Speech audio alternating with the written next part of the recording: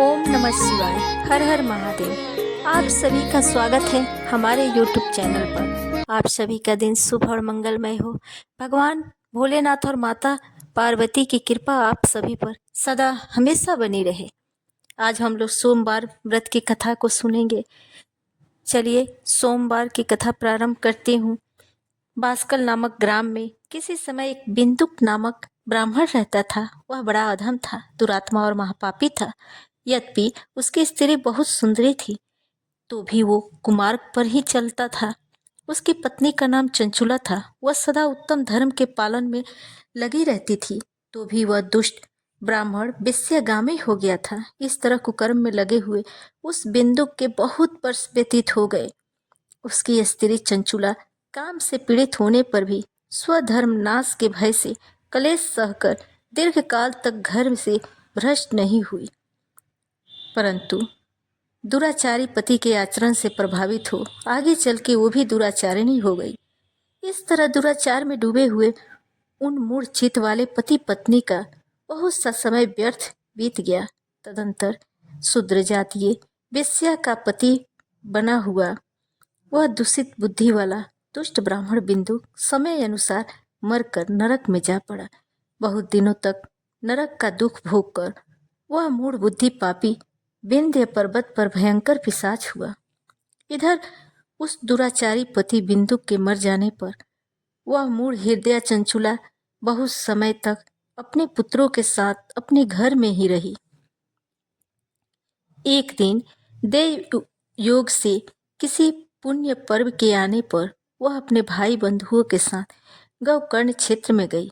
तीर्थयात्रियों के संग से उसने भी उस समय जाकर किसी तीर्थ के जल में स्नान किया। फिर वह साधारणतया मेला देखने की दृष्टि से बंधुजनों के साथ यत्र तत्र घूमने लगी। घूमती घामती किसी देव मंदिर में गई और वहां उसने एक देव यज्ञ ब्राह्मण के मुख से भगवान शिव की परम पवित्र एवं मंगलकारिणी उत्तम पौराणिक कथा सुनी।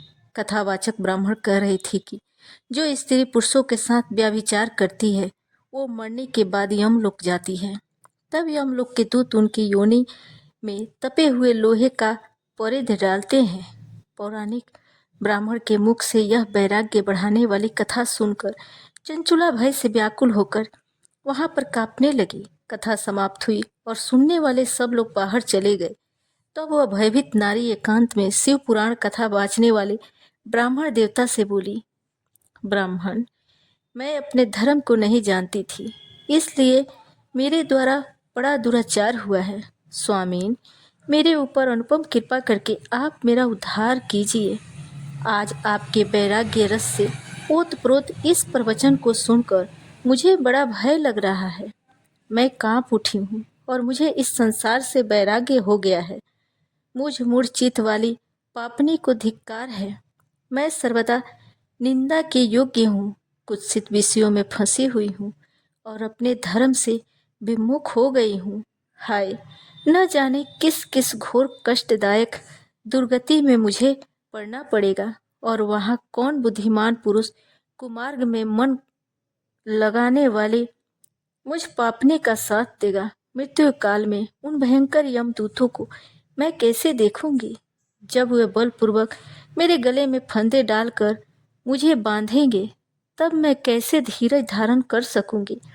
नरक में जब मेरे शरीर के टुकड़े टुकड़े किए जाएंगे, उस समय विशेष दुख देने वाली उस महायातना का वहां मैं कैसे सहूंगी? हाय, मैं मारी गई, मैं जल गई, मेरा हृदय विदीर्ण हो गया और मैं सब प्रकाश से नष्ट हो गई, क्योंकि मैं हर तरह से पाप में डूबी रही हूँ। ब्राह्मण, आप ही मेरे गुरु, आप ही मेरे माता और आप ही पिता हैं। आपके शरण में आई, मुझे दीन अबला पर आप ही उद्धार कीजिए। अब सूत जी कहते हैं, सौनक, इस प्रकार खेद और वैराग्य से युक्त चंचुला ब्राह्मण देवता के चरणों में गिर गई। तब उन बुद्धिमान ब्राह्मण ने उसे कृपा पूर्वक उठाया और इस प्रकार कहा, नारी, सौभाग्य की बात है कि भगवान शिव की कृपा से शिव पुराण की इस वैराग्य युक्त कथा को सुनकर तुम्हें समय पर चेत हो गया है। ब्राह्मण पत्नी, तुम डरो मत, भगवान शिव की शरण में जाओ। शिव की कृपा से सारा पाप तत्काल नष्ट हो जाता है। मैं तुमसे भगवान शिव की कृति कथा से युक्त उस परम वस्तु का वर्णन करूंगा जिससे तुम्हें सदा सुख देने वाली उत्तम गति प्राप्त होगी। शिव की उत्तम कथा सुनने से ही तुम्हारी बुद्धि पश्चाताप से युक्त एवं शुद्ध हो गई है। साथ ही तुम्हारे मन में विषयों के प्रति वैराग्य हो गया है। पश्चाताप ही पाप करने वाले पापियों के लिए सबसे बड़ा प्रायश्चित है। सत्पुरुषों ने सब के लिए पश्चाताप को ही सब पापों का शोधक बताया है। पश्चाताप से ही सब पापों की शुद्धि होती है। जो पश्चाताप करता है वही वास्तव में पापों का प्रायश्चित करता है, क्योंकि सत्पुरुषों ने समस्त पापों की शुद्धि के लिए प्रायश्चित का उपदेश किया है। वह सब पश्चाताप से संपन्न हो जाता है। जो पुरुष विधि पूर्वक प्रायश्चित करके निर्भय हो जाता है पर अपने कुकर्म के लिए पश्चाताप नहीं करता, उसे प्रायः उत्तम गति प्राप्त नहीं होती है। परंतु जिसे अपने कुकृत्य पर हार्दिक पश्चाताप होता है वह अवश्य उत्तम गति का भागी होता है, इसमें संशय नहीं है। इस शिव पुराण की कथा सुनने से जैसे चित्त की शुद्धि होती है वैसे दूसरे उपायों से नहीं होती। जैसे दर्शन साफ करने पर निर्मल हो जाता है, उसी प्रकार इस शिव पुराण की कथा से चित्त अत्यंत शुद्ध हो जाता है, इसमें संशय नहीं है। मनुष्यों के शुद्ध चित्त में जगदम्बा पार्वती सहित भगवान शिव विराजमान रहते हैं। इससे वह विशुद्ध आत्मा पुरुष श्री सांब सदाशिव के पद को प्राप्त होता है। इस उत्तम कथा का श्रवण समस्त मनुष्यों के लिए कल्याण का बीज है। अतः यथोचित मार्ग से इसकी आराधना अथवा सेवा करनी चाहिए। वह भवबंधन रूपी रोग का नाश करने वाली है। भगवान शिव की कथा को सुनकर फिर अपने हृदय में उनका मनन एवं निधिध्यासन करना चाहिए। इससे पूर्णतया चित्त शुद्धि होती है। चित्त शुद्धि होने पर महेश्वर की भक्ति अपने दोनों पुत्रों ज्ञान और वैराग्य के साथ निश्चय ही प्रकट होती हैं। तत्पश्चात महेश्वर के अनुग्रह से दिव्य मुक्ति प्राप्त होती है, इसमें संशय नहीं है। जो मुक्ति से वंचित है उसे पशु समझना चाहिए, क्योंकि उसका चित्त माया के बंधन में आसक्त है। वह निश्चय ही संसार बंधन से मुक्त नहीं हो पाता। ब्राह्मण पत्नी, इसलिए तुम विषयों से मन हटा ले और भक्ति भाव से इस भगवान की पावन कथा को सुनो। परमात्मा शंकर की इस कथा को सुनने से तुम्हारे चित्त की शुद्धि होगी और इससे तुम्हें मोक्ष की प्राप्ति हो जाएगी। जो निर्मल चित्त से भगवान शिव के चरणारविंदों का चिंतन करता है उसकी एक ही जन्म में मुक्ति हो जाती है। यह मैं उत्तम सत्य कहता हूँ। अब सूत जी कहते हैं, सौनक, इतना कहकर वे श्रेष्ठ शिव भक्त ब्राह्मण चुप हो गए। उनका हृदय करुणा से आर्द्र हो गया था। वे शुद्ध चित्त महात्मा भगवान शिव का ध्यान में मगन हो गए।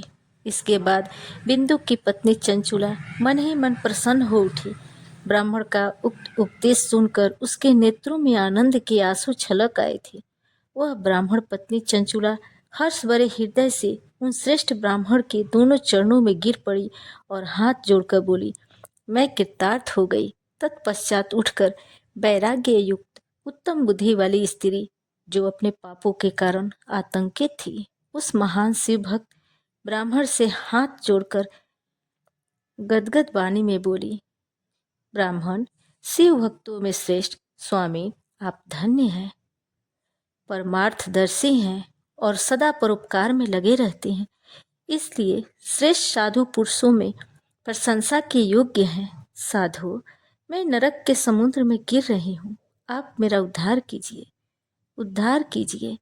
पौराणिक अर्थ तत्व से संपन्न जिस सुंदर शिव पुराण की कथा को सुनकर मेरे मन में संपूर्ण विषयों से वैराग्य उत्पन्न हो गया है, उसे इस शिव पुराण को सुनने के लिए मेरे मन में बड़ी श्रद्धा हो रही है। सूत जी कहते हैं, ऐसा कहकर हाथ जोड़कर उनका अनुग्रह पाकर चंचुला उस शिव पुराण की कथा को सुनने की इच्छा मन में लिए उन ब्राह्मण देवता की सेवा में तत्पर हो वहां रहने लगी। तदंतर शिव भक्तों में श्रेष्ठ और शुद्ध बुद्धि वाले ब्राह्मण देवता ने उसी स्थान पर उस स्त्री को शिव पुराण की उत्तम कथा सुनाई। इस प्रकार उस गौकर्ण नामक महाक्षेत्र में उन्हीं श्रेष्ठ ब्राह्मण से उसने शिव पुराण की परम उत्तम कथा सुनी, जो भक्ति, ज्ञान और वैराग्य को बढ़ाने वाली तथा मुक्ति प्रदान करने वाली है। उस परम उत्तम कथा को सुनकर ब्राह्मण पत्नी अत्यंत कृतार्थ हो गई। उसका चित्त सिद्ध ही शुद्ध हो गया। फिर ब्राह्मण शिव के अनुग्रह से उसके हृदय में शिव के सगुण रूप का चिंतन होने लगा। इस प्रकार उसने भगवान शिव में लगी रहने वाली उत्तम बुद्धि पाकर शिव के सच्चिदानंदमय स्वरूप का बारंबार चिंतन आरंभ किया।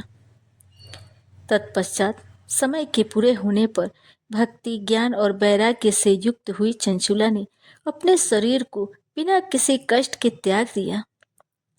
इतने में ही त्रिपुर शत्रु भगवान शिव का भेजा हुआ एक दिव्य विमान द्रुत गति से वहां पहुंचा।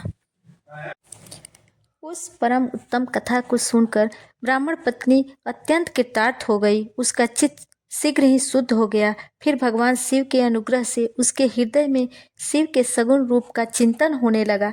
इस प्रकार उसने भगवान शिव में लगी रहने वाली उत्तम बुद्धि पाकर शिव के सच्चिदानंदमय स्वरूप को बारंबार चिंतन आरंभ किया।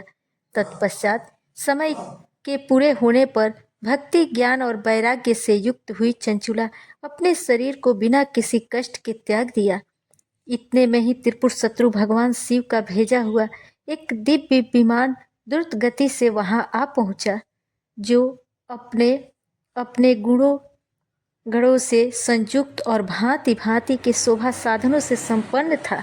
चंचुला उस विमान पर आरूढ़ हुई है और भगवान शिव के श्रेष्ठ पार्षदों ने उसे तत्काल शिवपुरी में पहुंचा दिया। उसके सारे मल धुल गए थे। वह दिव्य रूप धारिणी दिव्यांगना हो गई थी। उसके दिव्य अवयव उसकी शोभा बढ़ाते थे।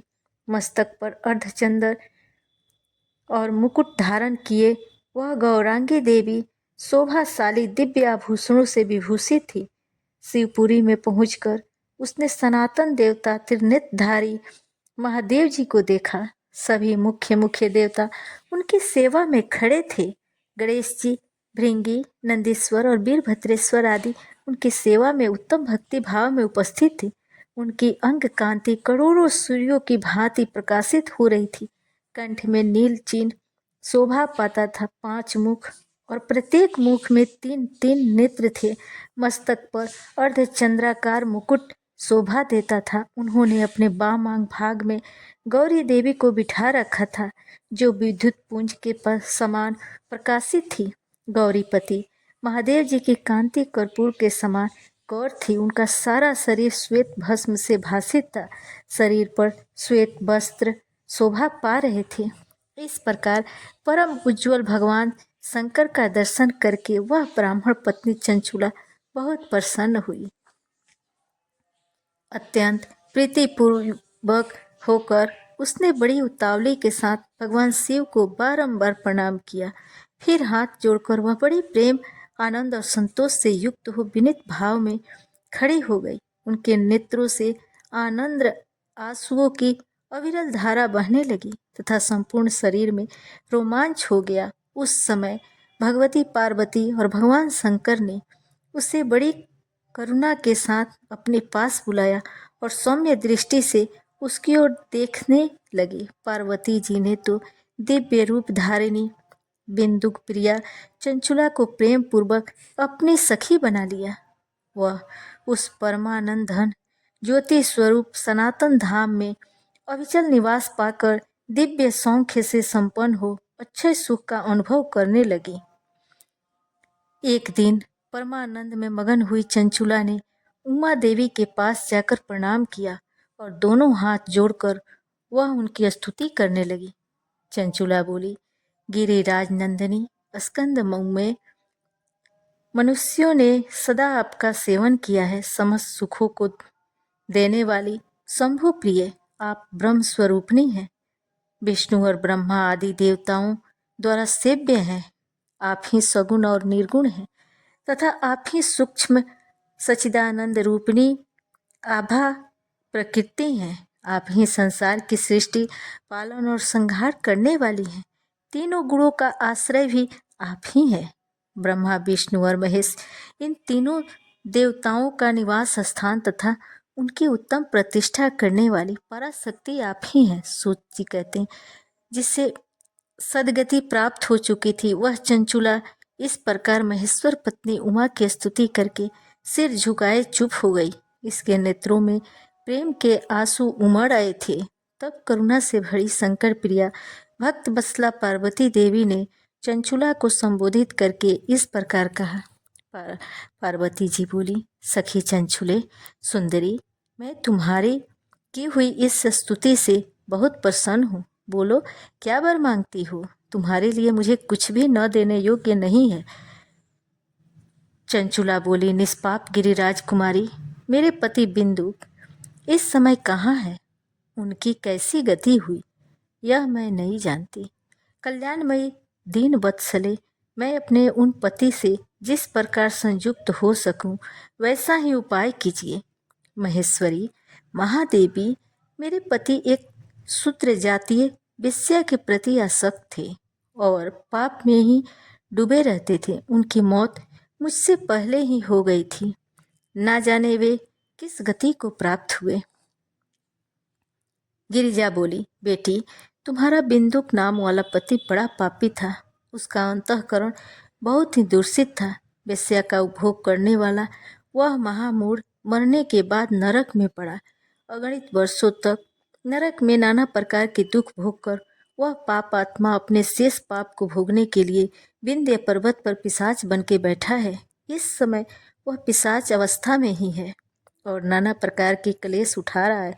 वह दुष्ट वहीं वायु पीकर रहता है और वहीं सदा सब प्रकार के कष्ट सहता है। गौरी की यह बात सुनकर उत्तम व्रत का पालन करने वाली चंचुला पति के महान दुख से दुखी हो गई। फिर मन को स्थिर करके उस ब्राह्मण पत्नी ने व्यथित हृदय से महेश्वरी को प्रणाम करके पुनः पूछा, महेश्वरी, महादेवी, मुझ पर कृपा कीजिए और दूषित कर्म करने वाले मेरे उस दुष्ट पति का अब उद्धार कर दीजिए। देवी, कुत्सित बुद्धि वाला मेरे पति, उस पाप आत्मा पति को किस उपाय से उत्तम गति प्राप्त हो सकती है, यह शीघ्र ही बताइए। आपको नमस्कार है।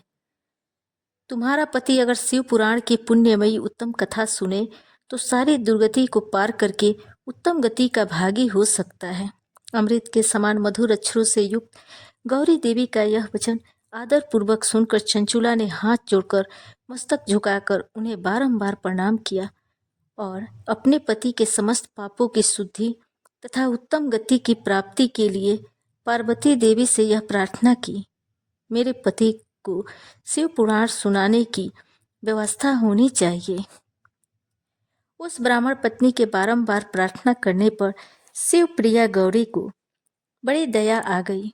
उन भक्त वत्सला महेश्वरी गिरिराज कुमारी ने भगवान शिव की उत्तम कीर्ति का गान करने वाले गंधर्व राज तुमरू को बुलाकर उनसे प्रसन्नता पूर्वक इस प्रकार कहा, तुमरू, तुम्हारी भगवान शिव में प्रीति है। तुम मेरे मन की बातों को जानकर मेरे अभीष्ट कार्यों को सिद्ध करने वाले हो। इसलिए मैं तुमसे एक बात कहती हूँ, तुम्हारा कल्याण हो। तुम मेरी इस सखी के साथ शीघ्र ही विंध्य पर्वत पर जाओ।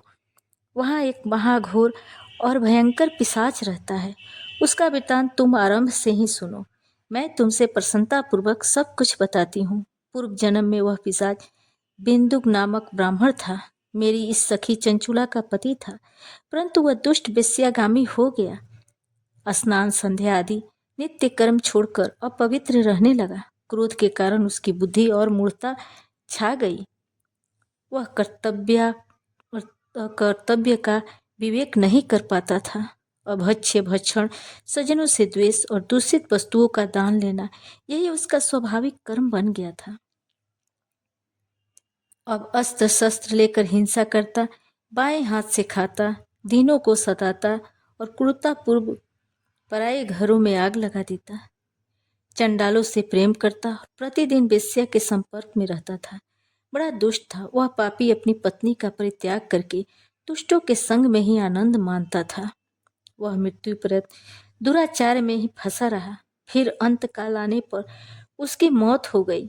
वह पापियों के भोग स्थान घोर यमपुर में गया और वहां बहुत से नरकों का भोग करके वह दुष्ट आत्मा जीव इस समय विंध्य पर्वत पर पिशाच बना हुआ है। वही वह दुष्ट पिशाच अपने पापों का फल भोग रहा है। तुम उसके आगे यत्नपूर्वक शिव पुराण की उस दिव्य कथा का प्रवचन करो जो परम पुण्यमयी तथा समस्त पापों का नाश करने वाली है। शिव पुराण की कथा का श्रवण सबसे उत्कृष्ट पुण्य कर्म है। उससे उसका हृदय शीघ्र ही समस्त पापों से शुद्ध हो जाएगा। वह प्रेत योनि का परित्याग कर देगा। उस दुर्गति से मुक्त होने पर बिंदुक नामक पिशाच को मेरी आज्ञा से विमान में बैठाकर तुम भगवान शिव के समीप ले आओ। महेश्वरी उमा के इस प्रकार आदेश पर गंधर्वराज तुमरु मन ही मन बड़े प्रसन्न हुए। उन्होंने अपने भाग्य की सराहना की। तत्पश्चात उस पिशाच की सती साध्वी पत्नी चंचुला के साथ विमान पर बैठकर नारद के प्रिय मित्र तुमरु वेग पूर्वक विंध्याचल पर्वत पर गए जहां वह पिशाच रहता था। वहां उन्होंने उस पिशाच को देखा। उसका शरीर विशाल था, ठोड़ी बहुत बड़ी थी। वह कभी हंसता, कभी रोता, कभी उछलता, कभी उसकी आकृति बड़ी विकराल थी। भगवान शिव की उत्तम कीर्ति का गान करने वाले महाबली तुमरु ने उस भयंकर पिशाच को पासों में बांध लिया। तुमरु ने शिव पुराण की कथा बाँचने का निश्चय करके महोत्सव युक्त स्थान और मंडप आदि की रचना की। इतने में ही संपूर्ण लोकों में बड़े वेग से यह प्रचार हो गया कि देवी पार्वती की आज्ञा से एक पिशाच का उद्धार करने के उद्देश्य से शिव पुराण की उत्तम कथा सुनाने के लिए तुमरु विंध्य पर्वत पर गए हैं। फिर तो उस कथा को सुनने के लोभ से बहुत से देवर्षि भी शीघ्र वहां पहुंच गए। आदर पूर्वक शिव पुराण सुनने के लिए आए हुए लोगों का उस पर्वत पर बड़ा अद्भुत और कल्याणकारी समाज जुट गया। फिर तुमरु ने उस पिशाच को पासों में बांधकर आसन पर बिठाया। हाथ में बीड़ा लेकर गौरीपति की कथा का आरंभ किया। पहली अर्थात विद्येश्वर संहिता से लेकर 7वीं वायु संहिता तक महात्म्य सहित शिव पुराण की कथा का उन्होंने स्पष्ट वर्णन किया। 7 संहिताओं सहित शिव पुराण का आदर पूर्वक श्रवण करके वे सभी श्रोता पूर्ण रूप से कृतार्थ हो गए। उस परम पुण्यमय शिव पुराण को सुनकर उस पिशाच ने अपने सारे पापों को धोकर उस पैशाचिक शरीर को त्याग दिया। फिर तो शीघ्र ही उस रूप में दिव्य हो गया। अंग कांति गौर वर्ण की हो गई। शरीर पर श्वेत वस्त्र और सब प्रकार से पुरुषोचित आभूषण उसको आगे को उद्भासित करने लगी। वह त्रिनेत्रधारी चंद्रशेखर रूप हो गया। इस प्रकार दिव्य देहधारी रूप होकर श्रीमान बिंदुक अपनी प्राण वल्लभा चंचुला के साथ स्वयं भी पार्वती वल्लभ भगवान शिव का गुणगान करने लगा। उसकी स्त्री की इस प्रकार से सुशोभित देख वे सभी देवर्षि बड़े विस्मित हुए। उनका चित्त परमानंद से परिपूर्ण हो गया। भगवान महेश्वर का वह अद्भुत चरित्र सुनकर वे सभी श्रोता परम कृतार्थ हो प्रेम पूर्वक श्री शिव का यशोगान करते हुए अपने अपने धाम को चले गए। दिव्य देहधारी श्रीमान बिंदुक भी सुंदर विमान पर अपने प्रियतमा के पास बैठकर सुखपूर्वक आकाश में स्थित हो बड़ी शोभा पाने लगा। तदंतर महेश्वर के सुंदर एवं मनोहर गुणों का गान करता हुआ वह अपनी प्रियतमा और तुमरु के साथ शीघ्र ही शिव धाम में जा पहुंचा। वहां भगवान महेश्वर तथा पार्वती देवी ने प्रसन्नता पूर्वक बिंदुक का बड़ा सत्कार किया और उसे अपना पार्षद बना लिया।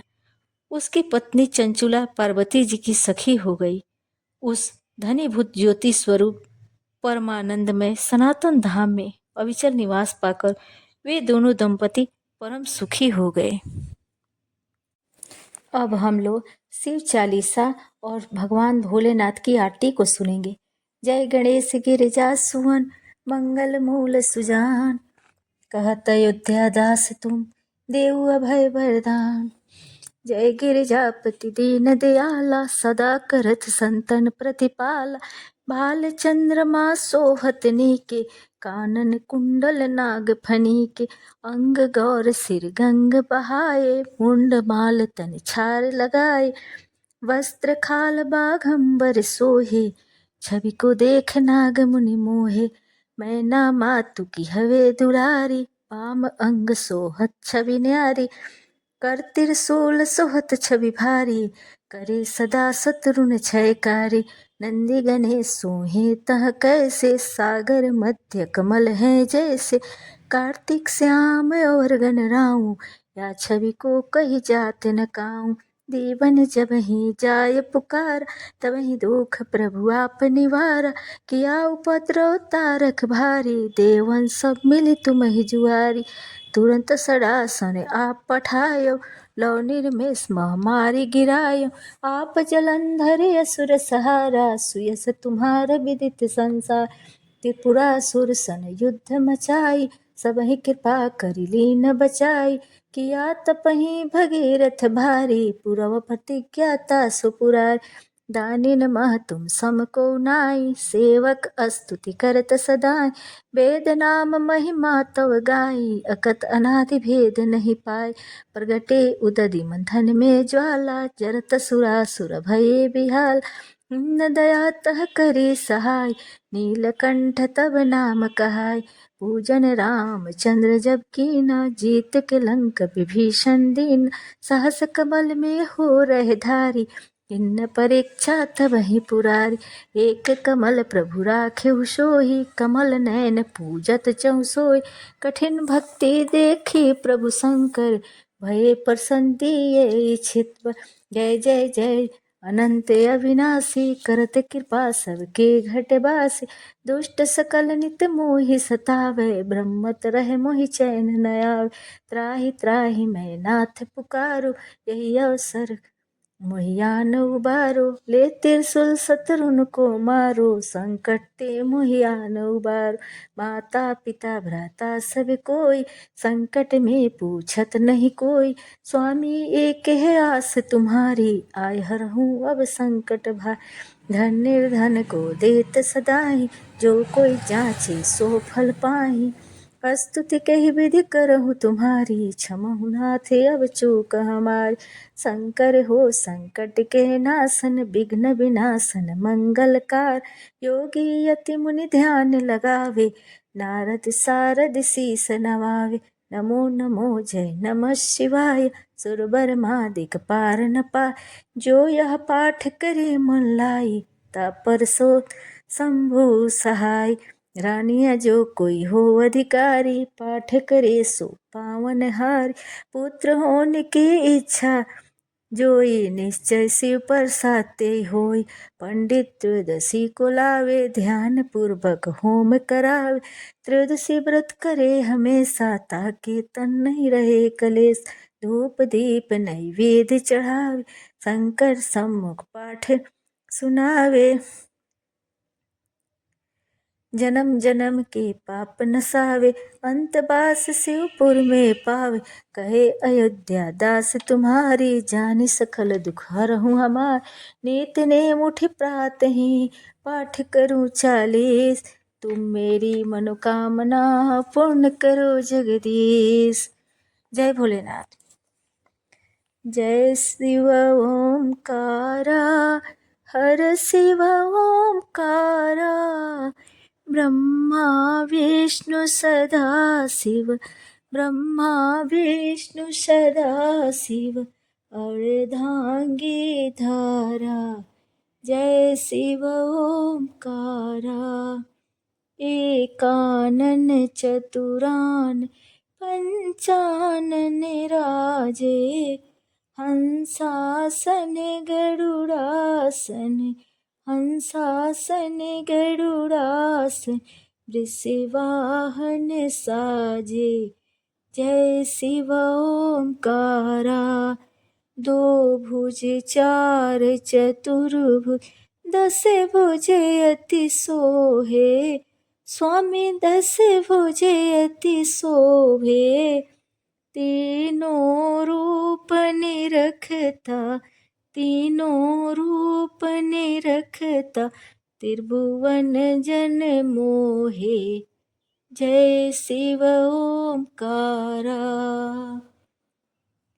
अक्षमाला बनमाला मुंडमाला धारी, ओ भोले मुंडमाला धारी, चंदन मृग मद सोहे, चंदन मृग मद सोहे, भाले सुसिधारी, जय शिव ओंकारा।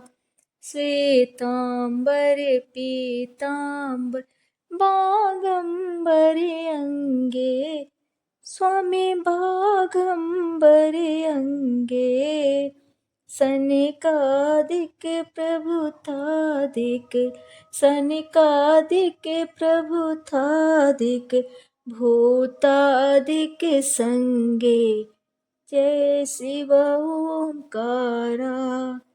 कर मध्य कमंडल चक्र त्रिशूल धरता, स्वामी चक्र त्रिशूल धरता, जग करता जग हरता, जग करता जग हरता, जग पालन करता, जय शिव ओंकारा। ब्रह्मा विष्णु सदाशिव जानत अविवेका, स्वामी जानत अविवेका, प्रणवाक्षर के मध्य, प्रणवाक्षर के मध्य, यह तीनों एका, जय शिव ओंकारा। तेरे गुण स्वामी जी की आरती जो कोई नर गावे, स्वामी जो कोई नर गावे, कहत शिवानंद स्वामी, जपत शिवानंद स्वामी, भजत शिवानंद स्वामी, मन वांछित फल पावे, जय शिव ओंकारा। स्वामी जय शिव ओंकारा। जय शिव। ओम नमः शिवाय। हर हर महादेव।